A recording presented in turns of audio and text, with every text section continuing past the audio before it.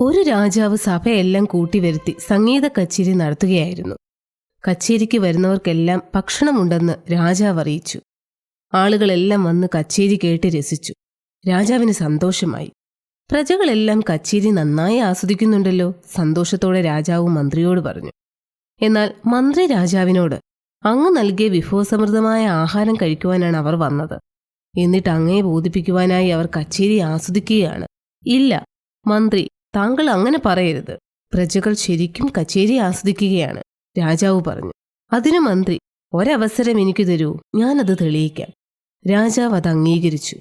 പിറ്റേന്നാൾ കച്ചേരിക്ക് ആളുകൾ വന്നപ്പോൾ വാതിൽക്കൽ മന്ത്രി നിന്നിട്ട്, ഇന്നാരെങ്കിലും കച്ചേരി തലയാട്ടി ആസ്വദിച്ചാൽ അവരുടെ തല വെട്ടുവാൻ രാജാവ് ഉത്തരവിട്ടിട്ടുണ്ട് എന്ന് പറഞ്ഞു. കച്ചേരി തുടങ്ങി. ഗായകർ പാടുവാൻ ആരംഭിച്ചു. എന്നാൽ ആരും ആസ്വദിച്ച് തലയാട്ടിയില്ല. ഗായകർ തങ്ങളുടെ കഴിവെല്ലാം ഉപയോഗിച്ച് പാടി. ആരും അവരെ തിരിഞ്ഞുകൂടി നോക്കിയില്ല. എല്ലാവരും അനങ്ങാതെയിരുന്നു. എന്നാൽ ഒരാൾ മാത്രം ഭേഷ് ബലെ ഭേഷ് എന്നും പറഞ്ഞ് തലയാട്ടി ആസ്വദിച്ചിരുന്നു. അയ്യോ, അയാളുടെ തല ഇന്ന് വെട്ടിക്കളയും, എല്ലാവരും ചിന്തിച്ചു. എന്നാൽ മന്ത്രി അയാളെ രാജാവിന്റെ അടുക്കൽ വിളിച്ചുകൊണ്ടുപോയി രാജാവിനോട്, ഇയാൾ മാത്രമാണ് യഥാർത്ഥമായി കച്ചേരി ആസ്വദിച്ചത് എന്ന് പറഞ്ഞു. രാജാവ് ഇത് എങ്ങനെ കണ്ടുപിടിച്ചു എന്ന് ചോദിച്ചു. അതിനു മന്ത്രി, തന്റെ തല പോയാലും സാരമില്ല, ഇത് ആസ്വദിക്കേണ്ട ഇടമാണെന്ന് ചിന്തിച്ച് ആ കച്ചേരി ആസ്വദിച്ചല്ലോ, അദ്ദേഹം മാത്രമാണ് ഈ കച്ചേരി ആസ്വദിച്ചത്. അതിനയാൾക്ക് സ്വർണ്ണമോതിരം സമ്മാനമായി നൽകൂ എന്ന് രാജാവ് കൽപ്പിച്ചു.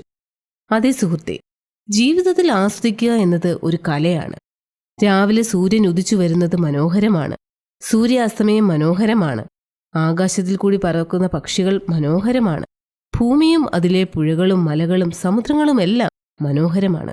എന്തു കാര്യമാണെങ്കിലും അത് നന്നായി ആസ്വദിച്ച് ആസ്വാദന അനുഭവം വെളിപ്പെടുത്തുമ്പോഴാണ് അതിന്റെ സൃഷ്ടിതാവിന് സന്തോഷമുണ്ടാകുന്നത്. സ്റ്റേജിൽ ഒരാൾ പ്രസംഗിക്കുമ്പോൾ അത് കേൾക്കുന്നയാൾ അത് ആസ്വദിച്ച് തലയാട്ടി ചിരിച്ചതിനോട് പ്രതികരിക്കുമ്പോൾ മാത്രമേ പ്രസംഗിക്കുന്നയാൾക്ക് ഇനിയും നന്നായി പ്രസംഗിക്കുവാനുള്ള പ്രചോദനം ഉണ്ടാകൂ.